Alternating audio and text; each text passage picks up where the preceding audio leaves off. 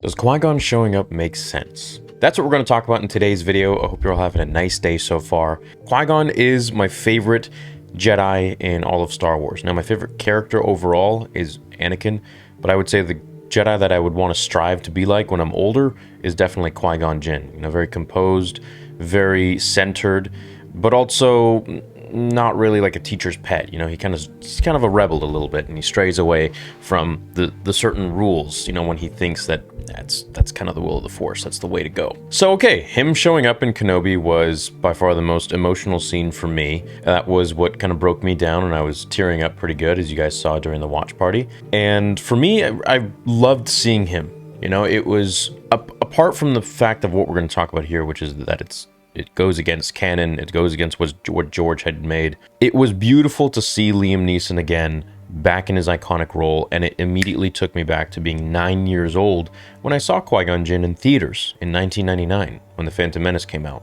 And that was a beautiful time, let me tell you. You know, seeing the prequels in theaters when you're a kid and then becoming a teenager, episode 2 and 3, it's a very, very beautiful experience, and I'm sure those of you who experienced the original trilogy back in 77, 80, and 83, you know exactly what I'm talking about, especially in the 80s. So I think for me, while it was definitely canon breaking, and there's no way around it, it is canon breaking.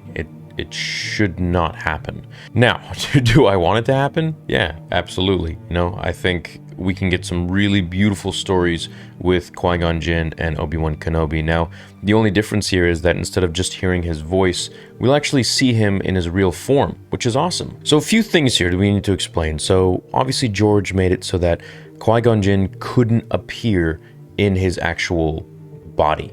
You couldn't see him, you could only hear his voice. Now, why is this? So there are these ascended beings called the Wills, and they're kind of like priests. They're kind of like, they just know more about the Force than even Yoda, than many other people. And they were the ones who taught him how to transcend his essence, his consciousness, into the Force when his physical body dies. And he had been studying this in The Phantom Menace, before The Phantom Menace, and he had learned how to do it. And this is how he actually ended up being a voice to Yoda in the Clone Wars, a voice sort of to Anakin, but Anakin wasn't open or receptive to hearing it, which is kind of like what we learn in Kenobi when he says, you know, I was always here, you just weren't ready to see me, which I thought was really nice. So him showing up definitely goes against a lot of things, and of course George had it where it was impossible for him to turn into his physical form because he had never completed his training. And that was the whole dire thing of it, was that he died before he could complete his training so that he could become a Force ghost. And of course he wrote it like this because, well, Qui-Gon isn't in the original trilogy. So it wouldn't really make sense for him to be able to show up as a Force ghost, but then never show up to Luke or Obi-Wan or anything like that we saw, you know, on Dagobah and, you know, hang with Yoda or whatever. So how the heck did he do this? How are they going to explain this? This also goes against their own canon, Disney's own canon, which said that Qui-Gon appeared in the real form, in his physical form, as a ghost to Obi-Wan Kenobi right before the events of A New Hope. So literally before Obi-Wan was going to meet Luke. So now he's appeared to him 10 years before that event. There was a scene in Revenge of the Sith where Yoda is meditating on Polis Massa, which is the planet or the moon that they take Padme to give birth to Luke and Leia. And just before he's interrupted by Bail Organa, there's actually a deleted scene where you can find it on YouTube, the deleted scenes from the bonus disc of Revenge of the Sith, disc number 2, where Yoda is actually talking with Qui-Gon. And in that part, we just don't get it in the movie, but it's there in the bonus disc, and it's also there in the book, where Qui-Gon is speaking to Yoda at that time, and he's saying, hey, look, I have learned how to transfer my consciousness into the Force. And as we saw in the Clone Wars, he had already reached out to him. So at this point, Yoda isn't like super surprised. The Clone Wars came out after Revenge of the Sith, so this was the first actual adaptation of him showing up as a Force ghost, as a voice. And this is when Yoda tells Qui-Gon, teach you to commune with him, I will. Much training I have for you on Tatooine. So it's definitely canon that George wanted Obi-Wan to be able to speak with Qui-Gon Jinn. Now, him showing up as a Force ghost, many people won't know, but it definitely goes against canon in the sense that he didn't complete his training, and he could never complete his training once he died. Now, we can go into detail, and, you know, Disney will probably come up with something like, oh, well, you know, Qui-Gon Jinn learned some things in the next realm about becoming a Force ghost, and essentially he advanced his training, completed his training with the Wills or whoever, and learned how to manifest his whole body. I mean, sure, you know, we can talk about it like that, but at the end of the day, yes, it definitely goes against canon, against George's canon, but now it's something different, and I honestly don't mind. This is the one thing that I really don't mind if they actually change that, because Qui-Gon showing up as a Force ghost gives us so many beautiful stories of connection between Obi-Wan and his former master. We can hear things about, like, you know, them talking about Anakin, about Padme, about the kids, about his former life, Qui-Gon's former life, about Dooku. There's so many different things that we can now see the expressions on Qui-Gon's face instead of just hearing his voice. Now, in Attack of the Clones was the first time we actually heard Qui-Gon's voice, when Anakin destroys and terminates the Tusken Raiders, and Qui-Gon is like, Anakin, Anakin, no! And it trails off, and we get the swipe, and Yoda's meditating in his chambers, and then Mace Windu walks in, and he's like, pain! I feel terrible pain!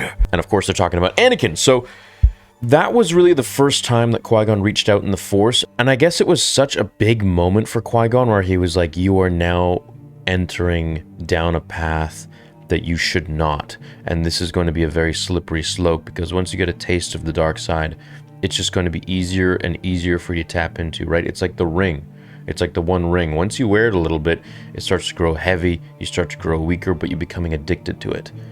You can't let it go. And that's kind of like what the dark side is like. It grabs a hold of you. It's easier, it's faster. It's you can submit to it much more loosely than the light side, which requires more composure and self-control. And that's one thing I will always give to Obi-Wan Kenobi, is that, you know, he lost his master, he lost his best friend, his brother, Anakin, he lost his girlfriend, he lost all the Jedi, you know, and he never once deviated, he never once turned to the dark side. He got sad, but he never turned to the dark side, and I think that's the true definition of a Jedi. Whereas Anakin was just very much into his own feels, and, you know, this is what makes him such an interesting character, I think, because it's very realistic that a lot of us are kind of weak when it comes to that. You know, we do give in to our emotions at times, and I think the character arc is awesome when you don't give in to that eventually.